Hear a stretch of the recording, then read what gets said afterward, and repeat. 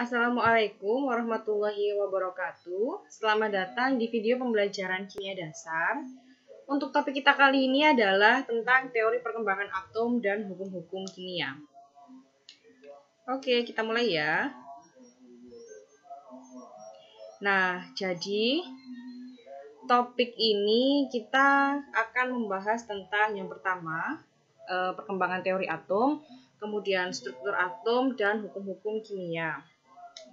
Yang pertama, perkembangan atom. Jadi, kalau kemarin kita sudah mempelajari tentang apa sih atom itu, kemudian apa perbedaannya antara atom, unsur, dan senyawa, sudah kita pelajari. Sekarang kita akan membahas tentang perkembangan teori atom. Jadi, teori model dan struktur atom berkembang pada awal abad ke-19.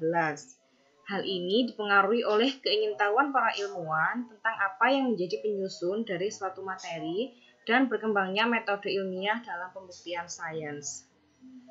Ketika kita kemarin belajar tentang pendahuluan kimia, pendahuluan pengantar kimia dasar, kita telah mempelajari apa itu metode ilmiah, bagaimana tahapan-tahapannya. Saya juga sudah memberikan contoh. Dan ternyata pada zaman dahulu, ilmuwan-ilmuwan kimia, para ahli kimia itu, untuk membuktikan suatu teori atom, perkembangan teori atom, mereka juga menggunakan metode ilmiah. Jadi metode ilmiah ini sangat penting untuk dipelajari, karena untuk membuktikan sains diperlukan metode ilmiah. Lanjut. Jadi gagasan tentang atom pertama kali itu lahir dari filsafat Demokritus dan Aristoteles, ini 500 tahun sebelum Masehi.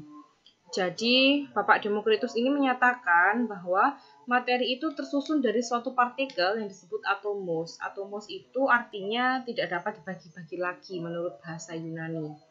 Sedangkan menurut Aristoteles menyatakan bahwa suatu materi itu tersusun dari suatu materi kecil yang dapat dibagi terus-menerus. Nah, pada 500 tahun sebelum Masehi yang lalu, ini sudah dikenal dengan atom. Jadi, kosakata atom ini sudah ada sejak 500 tahun yang lalu sebelum Masehi.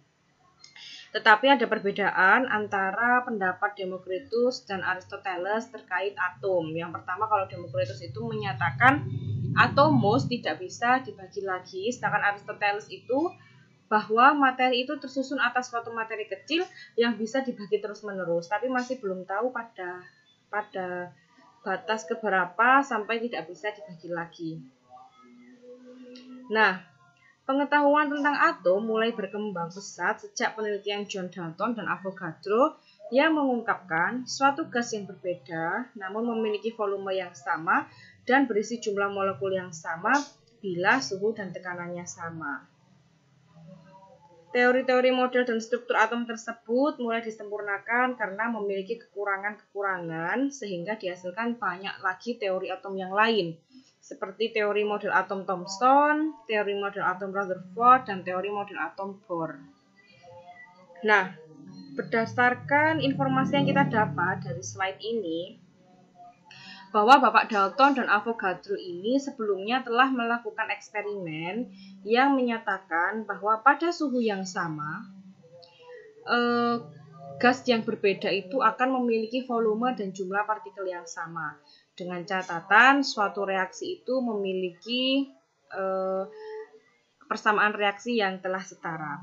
Namun, jadi Bapak Dalton dan Bapak Avogadro ini telah menemukan teori atom tertentu, namun karena memiliki kekurangan, pada akhirnya disempurnakan oleh Bapak Rutherford, kemudian Thomson, dan Bohr, yang nanti akan dikenal dengan teori atom berdasarkan nama-nama yang melakukan eksperimen itu. Oke. Yang pertama, kita akan belajar tentang teori model atom Dalton.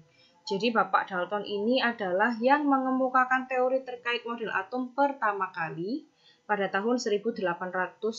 Jadi sudah lama sekali. Beliau ini menyimpulkan bahwa bentuk dan struktur atom itu menyerupai bola pejal yang padat. Jadi beliau itu hanya menyimpulkan bahwa atom itu ya sudah benda bulat pejal seperti bola padat. Kemudian beliau juga menyimpulkan bahwa sifat-sifat atom itu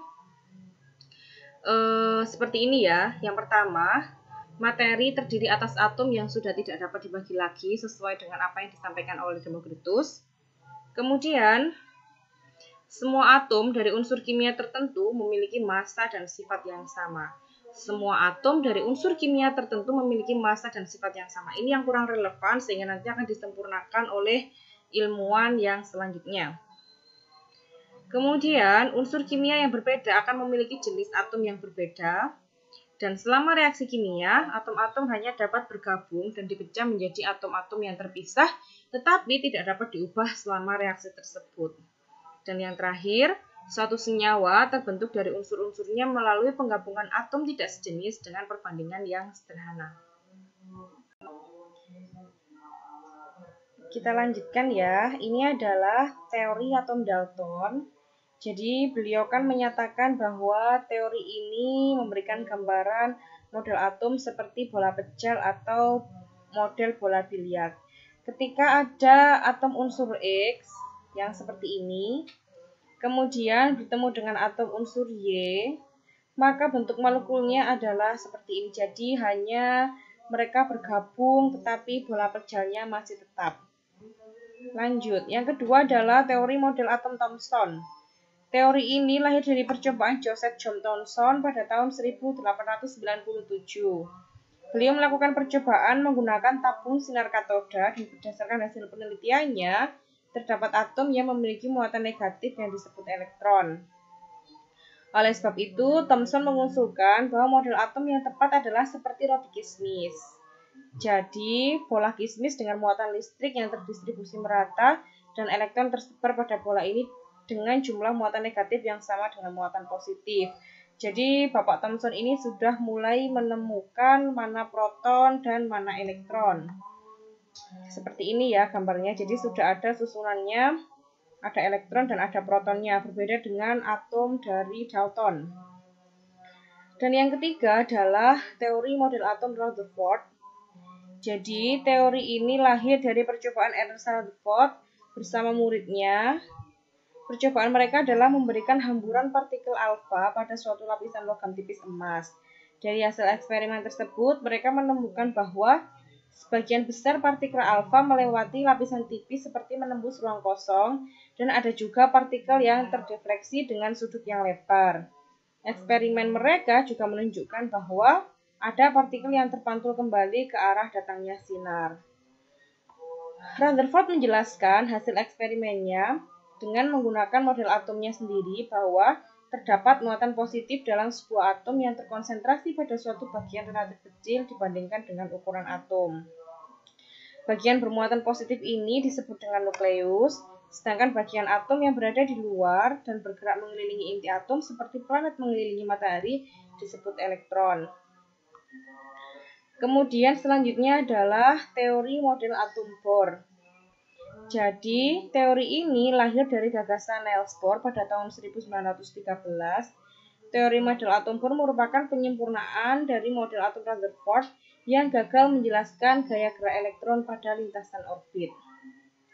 Elektron-elektron yang bergerak di dalam orbit memiliki momentum dan energi yang terkuantisasi, sehingga hanya beberapa orbit yang berada pada jarak dari inti. Kemudian, elektron-elektron tidak akan kehilangan energi secara perlahan saat mereka bergerak di dalam orbit, melainkan akan tetap stabil dalam sebuah orbit yang tidak melurus. Model atom Bohr merupakan model atom yang paling sering dipakai karena sederhana, tetapi dapat menjelaskan banyak hal. Salah satu kesuksesan dari model atom Bohr adalah lahirnya tabel periodik unsur.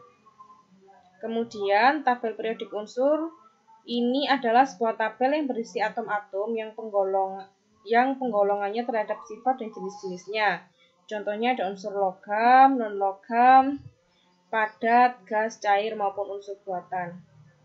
Ini adalah teori model atom Bohr, di mana bagian terluar ini adalah elektron, kemudian ada kulitnya, kemudian ada nukleusnya, dan masing-masing kulit ini memiliki level energi yang berbeda satu sama lain. Di dalam nukleus ini sudah beliau temukan sesuai dengan Rutherford, karena Bapak Bohr ini hanya menyempurnakan teori atom Rutherford.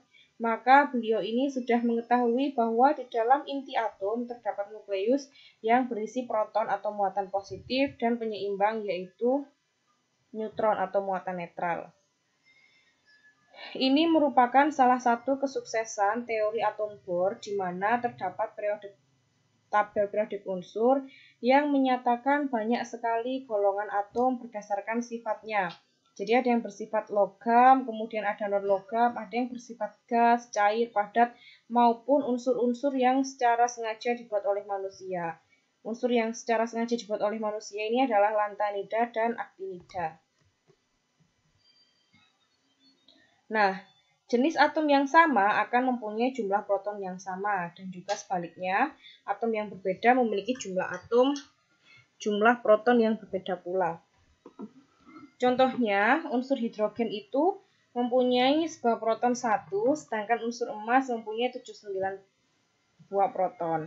Berdasarkan perjanjian, setiap jenis atom diberi nomor yang disebut sebagai nomor atom yang ditentukan berdasarkan jumlah proton yang dimilikinya. Yang selanjutnya kita akan mempelajari struktur atom. Sebagaimana yang disebutkan di depan bahwa struktur atom itu seperti ini ya. Bagian terluarnya merupakan elektron, kemudian bagian inti atom terdapat proton dan neutron. Ini adalah muatan listrik dari masing-masing unsur penyusun atom. Yang pertama, elektron itu kan dia adalah muatan negatif dan muatannya minus 1,6 kali 10 pangkat minus 19 dengan masanya 9,1 kali 10 pangkat minus 31 kilo. Kemudian untuk proton sebenarnya muatannya sama, hanya jenisnya yang berbeda. Kalau elektron itu negatif, kalau proton itu positif, sama-sama angkanya yaitu 1,6 kali 10 pangkat minus 19, elementernya positif 1, kemudian masanya lebih kecil yaitu 1,67 kali 10 pangkat minus 27. Masanya lebih besar ya, kilo. Ini cukup sekian presentasi terkait teori perkembangan atom dan struktur atom. Semoga membawa manfaat dan berkah dan ilmunya bisa kita terapkan dalam kehidupan sehari-hari. Kurang lebihnya saya mohon maaf. Sampai ketemu di video selanjutnya dan saya akhiri. Assalamualaikum warahmatullahi wabarakatuh.